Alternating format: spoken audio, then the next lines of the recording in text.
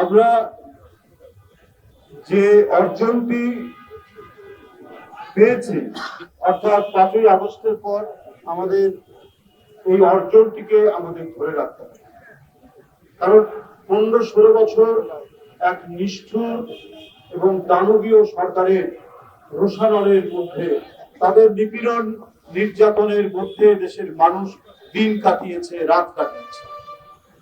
সেই সময় সেই দুর্বিষহ দুঃস্বপ্ন যাতে আর ফিরে না আসে, তার জন্য আমাদের কাজ করতে হবে।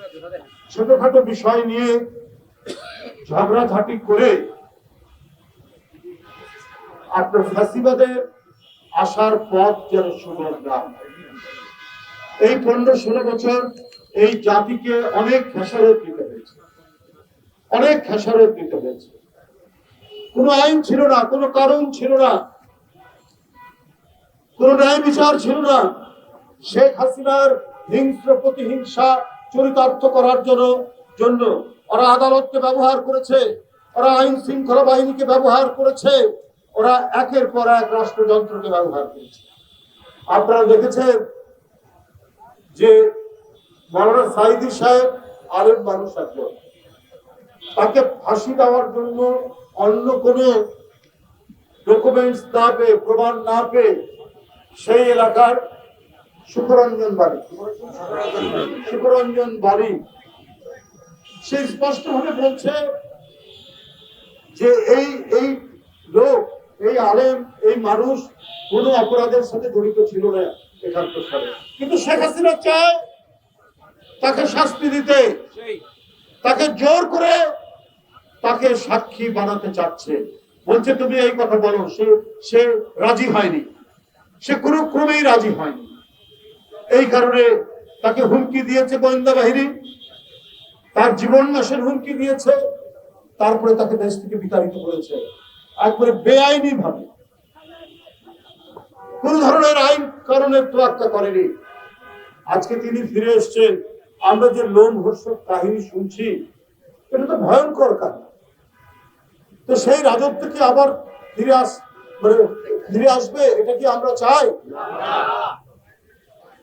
জোর করে সাক্ষী দিয়ে শেখ হাসিনার হিংসা চরিতার্থ করার যে প্রচেষ্টা, সেই প্রচেষ্টা যে সরকার, যে রাষ্ট্র করতে পারে, সেই রাষ্ট্রে কোনো মানুষের নিরাপত্তা থাকতে পারে না, কোনো মানুষ নিরাপদে জীবনযাপন করতে পারে না।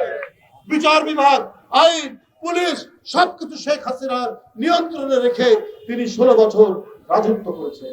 রাজত্ব ছিল হিংসার রাজত্ব, প্রতিহিংসার রাজত্ব, রক্তপান করার রাজত্ব। এই রাজত্ব ছিল এক শেখ হাসিনা, তার ছেলে, তার মেয়ে, তার ভাগ্না ভাগ্নি, তাদের কায়েম করা রাজত্ব। এর বাইরে কেউ টু শব্দ করতে পারবে না। সেইটারই পুনরাবৃত্তি যদি আপনারা না চান, তাহলে সবাইকে কমপক্ষে কয়েকটা মিনিমাম আন্ডারস্ট্যান্ডিং এর মধ্যে আসতে হবে, এসে কাজ করতে হবে। সেটি যদি না করতে পারেন, তাহলে আবার উকি দিতে পারে ফাঁসিবাদ, ভয়ঙ্কর আওয়ামী ফাঁসিবাদ।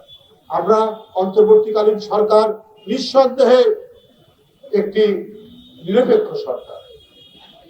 যে হাসিনা, আমি বলবো, কতখানি বিচারই হতে পারে, কতখানি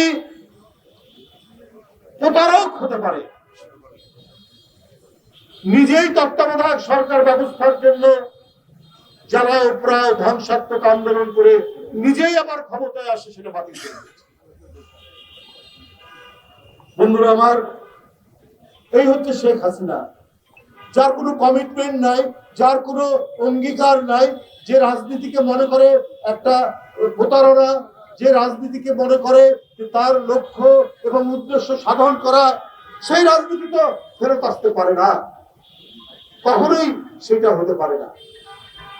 তো আজকে আমাদেরকে তো সেই জিনিসটা দেখতে হবে। অন্তর্বর্তীকালীন সরকার একটা নিরপেক্ষ সরকার।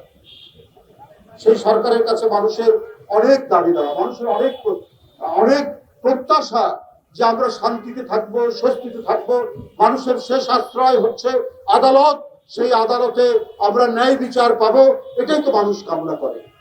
মানুষ, আমি মনে করি সরকারের আন্তরিকতার অভাব আছে তা নয়, আজকে আর্থিক ক্ষেত্রে মুদ্রাস্ফীতি অনেক কমে এসছে, জিনিসপত্রের দাম একেবারে না কমলেও মোটামুটি সেটি আর বাড়ছে না, কিন্তু কর্মসংস্থান তো হচ্ছে না।